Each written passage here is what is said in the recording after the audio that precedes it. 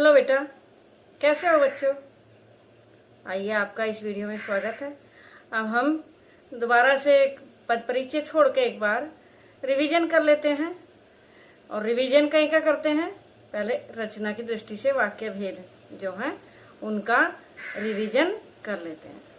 ठीक है बेटा, तो रिवीजन में शुरुआत करते हैं। तो रचना के आधार पर वाक्य भेद। रचना के आधार पर वाक्य भेद के 3 भेद हैं। कौन कौन से? सरल वाक्य, संयुक्त वाक्य और मिश्र वाक्य। कौन कौन से? सरल, संयुक्त और मिश्र वाक्य। तो इनकी पहचान कैसी है? इनकी पहचान, सरल वाक्य जिसमें एक क्रिया या पदबंध वाला वाक्य होता है, एक क्रिया या पदबंध वाला वाक्य होता है। संयुक्त में होता है 2 या 2 से अधिक स्वतंत्र उपवाक्यों से जुड़ा हुआ वाक्य होता है। और मिश्र में एक मुख्य और अन्य आश्रित उपवाक्यों वाला वाक्य होता है। तो यहां तक। अब इसमें ये क्रिया या पदबंध वाक्य क्या होता है? यानी जैसे सरल वाक्य यानी उद्देश्य एक होता है, 2 उद्देश्य भी एक साथ हो सकते हैं, और क्रिया एक होती है, उद्देश्य और क्रिया। कर्म और विशेषण ये तो इसके विस्तार हैं। कर्म, विशेषण आदि ये क्या है? विस्तार हैं। तो जैसे सरल वाक्य में क्या बनेगा?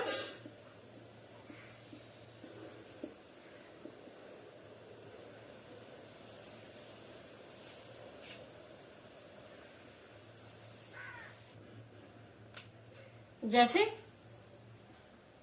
वह पढ़ रहा है, वह पढ़ रहा है। तो ये क्या? ये पदबंध बोला जाता है, यानी क्रिया है, लेकिन क्रिया एक शब्द में ना होकर वो 3 पदों में है। वो कितने? 3 पदों में है। तो इस तरह यानी ये क्रिया पदबंध। वह पुस्तक पढ़ता चला जा रहा है, तो वह पुस्तक पढ़ता चला जा रहा है। तो ये यानी क्रिया तो एक है, क्रिया का पदबंध, यानी क्रिया का क्या है? ये पदबंध है। उद्देश्य एक है, क्रिया एक है। वो तो बताइए, सारा एक ही क्रिया को दर्शाता है। तो इस तरह के सरल वाक्य होते हैं। इस तरह के वाक्य क्या होता है? सरल वाक्य होते हैं। सरल वाक्य में जो अर्थ की दृष्टि से वाक्य भेद जो होते हैं, तो अर्थ के अनुसार वाक्य भेद होते हैं, वे सारे भी तकरीबन इसी में आते हैं। जैसे नहीं कवि, वह पुस्तक नहीं पढ़ रहा है। क्या वह पुस्तक पढ़ रहा है? तुम दीर्घायु हो। तो ये सारे इसमें किसमें आ जाते हैं? सरल वाक्य में ही आते हैं। ये सारे कैसे आते हैं? ये सरल वाक्य में ही, इसमें ही रचना की दृष्टि से वाक्य भेद के जो सरल वाक्य है, इसी में वे सारे वाक्य आते हैं। तो सरल वाक्य क्लियर हो गए। सरल वाक्य हमारे बिल्कुल क्लियर हो गए। इसमें एक उद्देश्य और एक विधेय होता है। उद्देश्य का भी विस्तार हो सकता है और विधेय का भी विस्तार हो सकता है। जैसे उद्देश्य का विस्तार क्या होता है? उद्देश्य क्या है? यहाँ पहले ये देख लीजिए, उद्देश्य क्या है? उद्देश्य वह है, इसमें उद्देश्य वह है। और ये सारा क्या है? ये विधेय है, ये विधेय है और ये भी विधेय है। तो इसमें एक उद्देश्य और एक विधेय होता है सरल वाक्य में। लेकिन उद्देश्य बड़ा भी हो सकता है, पद में भी हो सकता है। भागता हुआ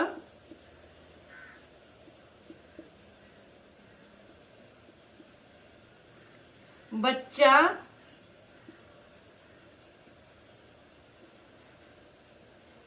इधर आ रहा है।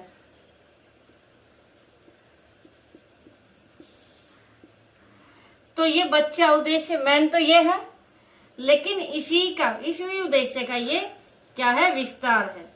ये इसी के बारे में वर्णन किया गया है। तो ये तो हमें क्लियर करना ही था। तो ये तो हमें पता है, लेकिन मैं फिर से, तो क्लियर हो गया ना, फिर से समझाया, फिर से बता रही हूँ कि उद्देश्य और विधेय जो होते हैं, उद्देश्य का विस्तार और कर्म का विस्तार वो अलग चीज है। तो ये सारे इस तरह के वाक्य किसमें आते हैं? सरल वाक्य में आते हैं। संयुक्त वाक्य में क्या आते हैं? अब वो समझें। जब दो या अधिक स्वतंत्र उपवाक्य से जुड़ा हुआ वाक्य होता है। यानी इसमें सबसे पहले तो क्या आता है, इसमें आते हैं समुच्चय बोधक अवयव। क्या आते हैं? समुच्चय बोधक अवयवों से ये वाक्य जोड़े जाते हैं। तो समुच्चय बोधक तो आपको पता ही है क्या है। समुच्चय बोधक अवयवों से वाक्य जोड़े जाते हैं। क्या? वाक्य जोड़े जाते हैं। समुच्चय बोधक क्या है? और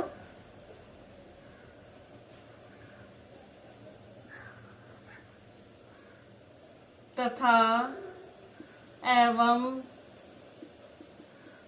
क्योंकि, इसलिए आदि, ये क्या है? समुच्चय बोधक अव्यय है। क्या है ये है हमारे समुच्चय बोधक अव्यय।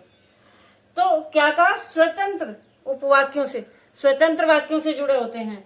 अब जैसे वह पढ़ा और बाहर चला गया।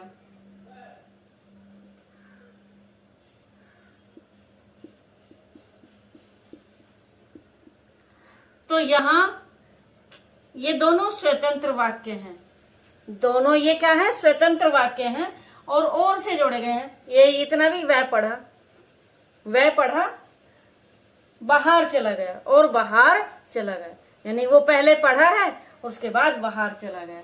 तो दो स्वतंत्र वाक्य अगर जोड़े जाते हैं, दो उपवाक्य, तब जब ये एक साथ दो वाक्य जोड़े जाते हैं तो इनको बोल देते हैं सरल वाक्यों को ही उपवाक्य। सरल वाक्यों को ही क्या बोलते हैं? उपवाक्य बोलते हैं। जब वे दो एक साथ जोड़ दिए जाते हैं, जब वे दो एक साथ जोड़ दिए जाते हैं तो ये दोनों वाक्य क्या हो जाते हैं? उपवाक्य हो जाते हैं।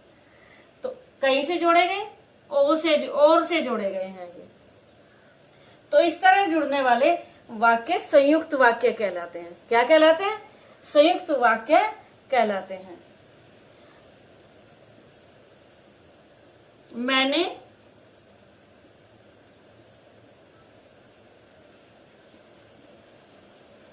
खाना खाया।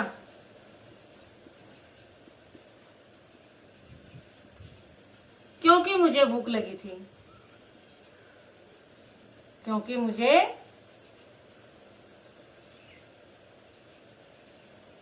भूख लगी थी। तो मैंने खाना खाया, इतना भी ये वाक्य हो सकता था कंप्लीट। इतना भी वाक्य ये पूरा हो सकता था। क्योंकि मुझे भूख लगी थी, तो ये आश्रित नहीं है, ये कारण बताया है इसने कि हाँ क्योंकि मुझे भूख लगी थी मैंने इसलिए खाना खाया है। इसलिए तो नहीं आया इसमें, मैंने खाना खाया क्योंकि मुझे भूख लगी है। तो इस तरह के ये कौन से वाक्य होते हैं? संयुक्त वाक्य होते हैं। कौन से? संयुक्त वाक्य होते हैं, जो दोनों स्वतंत्र वाक्य होते हैं और समुच्चय बोधक अवयवों से जोड़े जाते हैं। इनके थोड़े भेद भी बताए हैं संयुक्त वाक्य के, कि कितने 4 भेद हैं। कारण यानी उनके भेद हैं, और इन अवयवों के कारण इनके भेद हैं। कौन कौन से हैं वो भी एक बार क्लियर कर। हाँ तो बेटा, कौन कौन से भेद हैं इनके? संयुक्त वाक्य के कौन कौन से भेद हैं? 4 भेद हैं। वैसे ये जरूरी नहीं है इतना इसमें कि इसके भेद ही पूछे जाते हैं, ये जरूरी नहीं है। ये केवल इतने भी होते हैं कि हाँ ये संयुक्त वाक्य है, ये संयुक्त वाक्य है। इसके कितने भेद? 4 भेद हैं संयुक्त वाक्य के। संयुक्त वाक्य के 4 उपभेद हैं।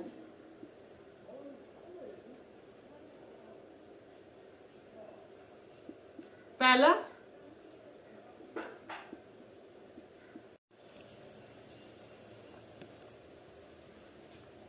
तो पहला संयोजक संयुक्त वाक्य, दूसरा विरोधवाचक संयुक्त वाक्य,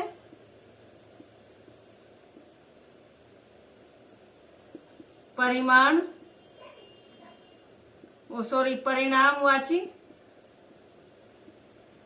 संयुक्त वाक्य, और लास्ट है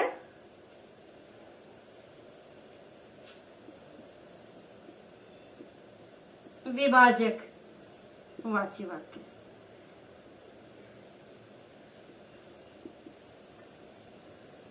संयुक्त वाक्य। भाई इनमें क्या अंतर है? थोड़ा बहुत ये अंतर है कि इसमें संयोजक, ये जो दो वाक्यों को जोड़ता है उनको संयोजक संयुक्त वाक्य कहते हैं, जो एक दूसरे के विरोधी हैं। तुम चाय लोगे या पानी, तो यहाँ संयुक्त वाक्य है चाय लोगे या पानी लोगे, तो यहाँ आ गया क्या? विरोध वाचक वाक्य। परिणाम में भी इसी तरह, यानी परिणाम निकाला जाता है जैसे परिणाम में जैसे वह चुप ही बैठा रहा अतः वह बीमार था, वह बीमार था अतः वह चुप ही बैठा रहा, वह बीमार था अतः वह चुप ही बैठा रहा। वो किसमें? यानी परिणाम बताया गया है कि इसलिए चुप रहा वो क्योंकि वो बीमार था। संयोजक वह आया और चला गया, तो ये इस तरह के। विरोध में मैंने बताया, विभाजक में भी, यानी एक दूसरे का विभाजन करने वाले वाक्य संयुक्त कहलाते हैं। वो इस तरह, जैसे आप नौकरी करोगे या छोड़ोगे, आप नौकरी करोगे या छोड़ोगे, तो विभाजन किया गया है, आप ये करोगे या ये करोगे। तो संयुक्त वाक्य किनसे जोड़े जाते हैं? क्या बताया मैंने? या,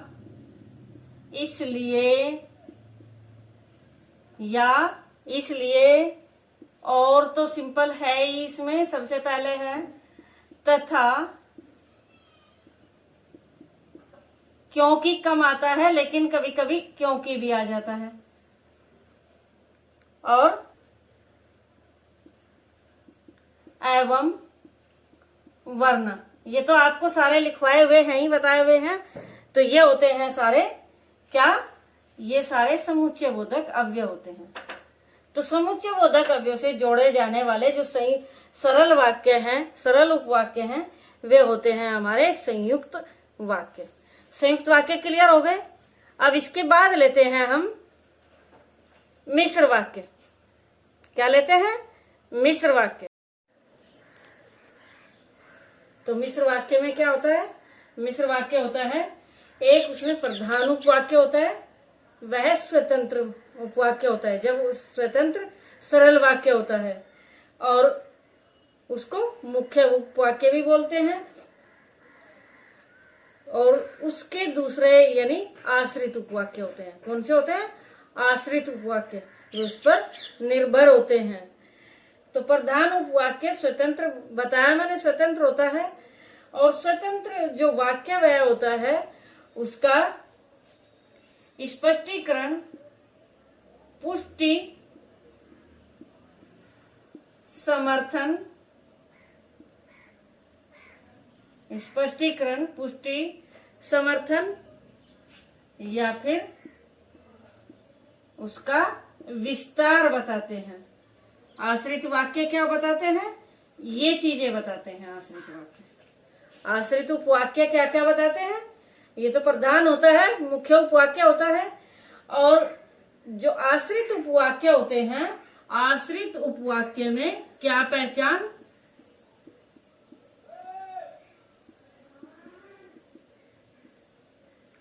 आश्रित उपवाक्य की पहचान क्या करेंगे हम? कैसे कि ये आश्रित, ये स्पष्टीकरण करता है, या पुष्टि करता है, या समर्थन करता है, या उसके का विस्तार बताता है। ये इसकी आश्रित उपवाक्य की पहचान है। आश्रित उपवाक्य की क्या पहचान है? आश्रित उपवाक्य की पहचान स्पष्टीकरण, समर्थन, पुष्टि या विस्तार, जो इसके बारे में बताता है। अब जैसे एक वाक्य ले लेते हैं, यह सत्य है, यह सत्य है कि, यह सत्य है कि परिश्रम का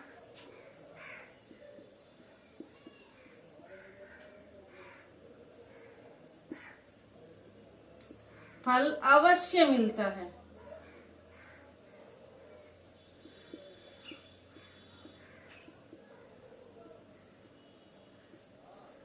तो यह सत्य है कि परिश्रम का फल अवश्य मिलता है। तो यहाँ यानी यह सत्य है, ये प्रधान उपवाक्य है और ये परिश्रम का फल अवश्य मिलता है। तो इसका स्पष्टीकरण किया गया, इसकी पुष्टि की गई है, इसका स्पष्टीकरण किया गया है कि ये बात सत्य है, ये बात सत्य है। तो इसमें क्या बताएगा? तो इसलिए ये वाक्य, ये वाला जो वाक्य हुआ, तो ये वाक्य हुआ आश्रित उपवाक्य। कौन सा हुआ? ये हुआ आश्रित उपवाक्य। तो समझ आया ना? तो इसी तरह दूसरा वाक्य लेते हैं, इसी तरह अब दूसरा वाक्य लेते हैं।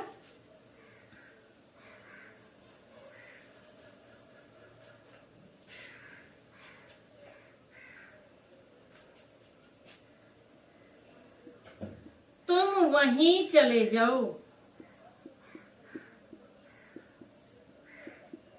तुम वहीं चले जाओ जहां तुम्हारा मित्र गया।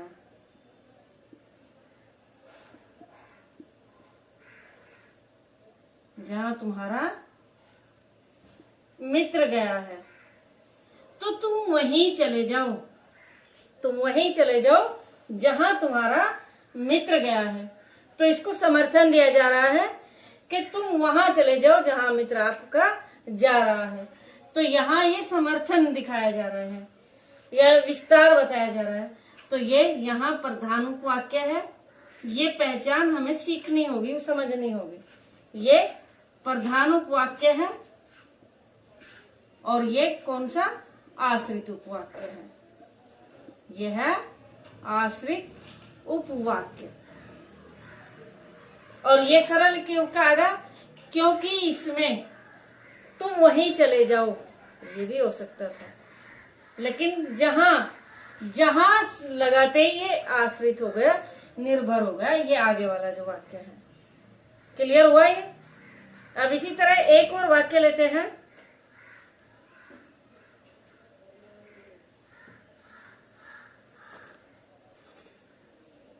तो दूसरा वाक्य क्या लिखते हैं?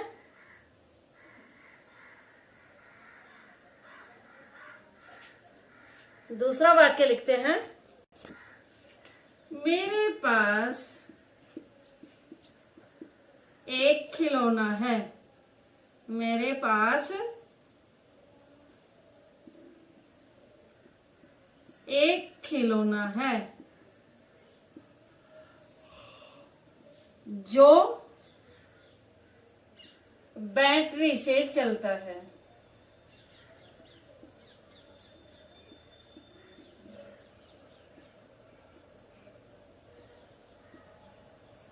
मेरे पास एक खिलौना है जो कैसे?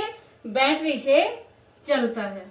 तो यहाँ इसका विस्तार बताया गया है कि खिलौना कैसा है, विस्तार बताया गया है, पुष्टिकरण किया गया है। तो इस तरह यानी ये इस तरह के वाक्य क्या होते हैं? मिश्र वाक्य होते हैं जो एक दूसरे पर निर्भर होते हैं। अब इनमें एक में आया यह सत्य है कि, अब देखो इसमें एक बार मैं यहां से साफ ही कर देती हूँ, दोबारा से लिखती हूँ ये तीनों वाक्य।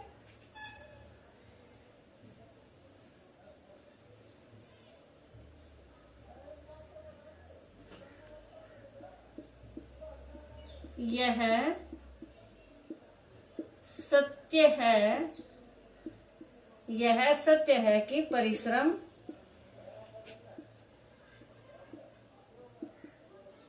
का फल अवश्य मिलता है।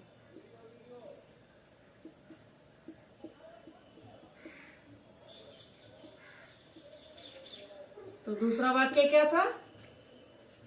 दूसरा वाक्य क्या था?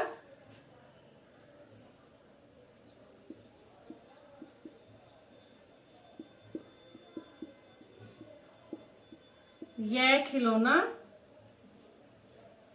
मेरे पास यह खिलौना है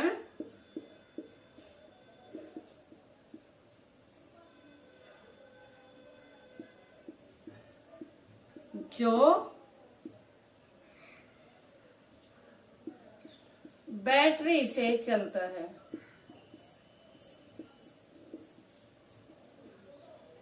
और तीसरा वाक्य क्या था? तुम वहीं चले जाओ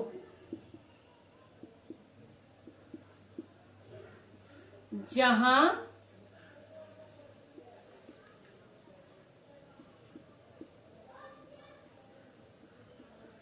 तुम्हारा मित्र गया है।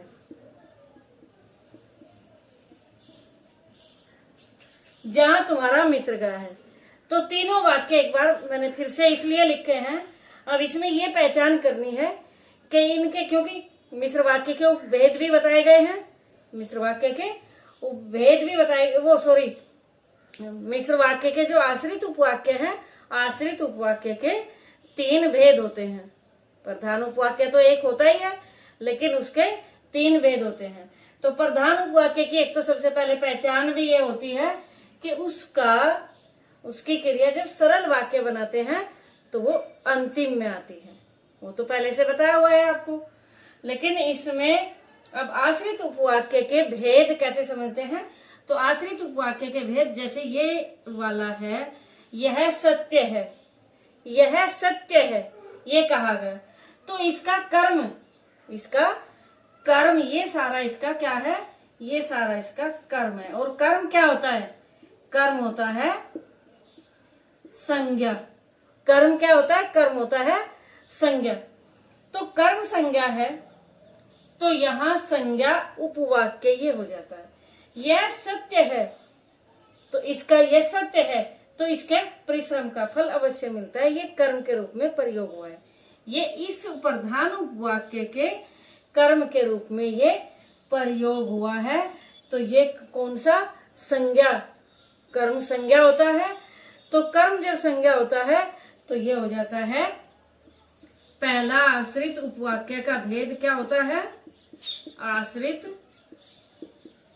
उपवाक्य के 3 भेद होते हैं। कितने होते हैं? 3 भेद होते हैं। तो पहला क्या है?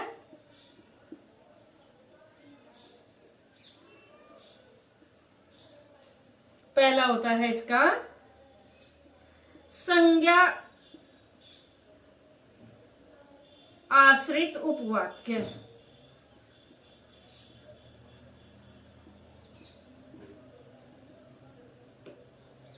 संज्ञा पर आश्रित, संज्ञा आश्रित उपवाक्य होता है। ये क्या होता है? संज्ञा आश्रित उपवाक्य, क्योंकि ये कर्म बता रहा है। अब इसमें मेरे पास खिलौना है जो बैटरी से चलता है। मेरे पास खिलौना है, खिलौना है, खिलौने के बारे में बताया गया जो बैटरी से चलता है। तो खिलौने की क्या बताई गई है? विशेषता बताई गई है। खिलौने की क्या बताई गई? विशेषता बताई गई है। वो विशेषण है, तो इसलिए ये क्या हुआ? ये हुआ विशेषण आश्रित उपवाक्य। विशेषण आश्रित उपवाक्य। फिर से देखिए,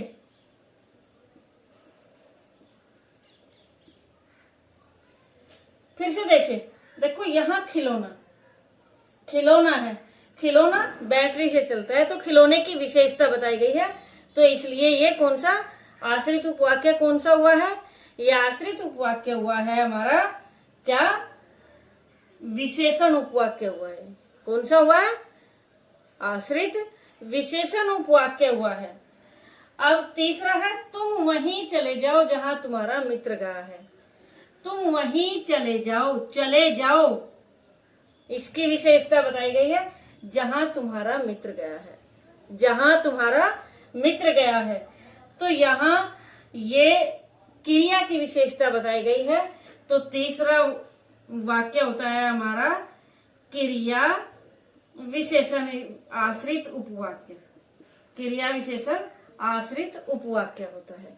तो ये हमें पहचान अच्छे से समझनी होगी, ये पहचान हमको अच्छे से समझनी होगी। ये हम मिश्र वाक्य तो समझ ही गए हैं, लेकिन इनकी पहचान भी कैसे समझनी है। एक और सबसे बड़ी पहचान क्या है इनकी, ये तो वही है, ये विशेषण बताता है, ये क्रिया की विशेषता बताता है, और ये कर्म बताता है। तो सबसे बड़ी पहचान इसकी संज्ञा आश्रित उपवाक्य की पहचान क्या है, इसमें ज्यादातर की आता है। इसमें क्या आता है, की जिसमें आता है तो वो बिना कहे संज्ञा उपवाक्य होता है। संज्ञा आश्रित उपवाक्य ये होता है जिसमें जो, जिसने, जो, जिसने, जिसका, जिसके अगर इस तरह से आते हैं जो से संबंधित, तो वहां विशेषण उपवाक्य होते हैं। वहां क्या होते हैं, विशेषण उपवाक्य, क्योंकि जो से विशेषता बताई जाती है इस प्रधान उपवाक्य की। इस प्रधान उपवाक्य की क्या बताई जाती है, विशेषता बताई जाती है। तो यहाँ जो, जिस, जिसका, जिसने, जिससे, तो इस तरह के अगर समुच्चय बोधक अव्यय इस तरह के आते हैं तो वहां क्या हो जाता है, वहां होता है विशेषण उपवाक्य। अब जहां क्रिया की विशेषता बताई जाती है इसमें आता है, इसमें तो जो, जिसने, जिससे, जिसका आदि। और क्रिया विशेषण में, क्रिया विशेषण में जहां,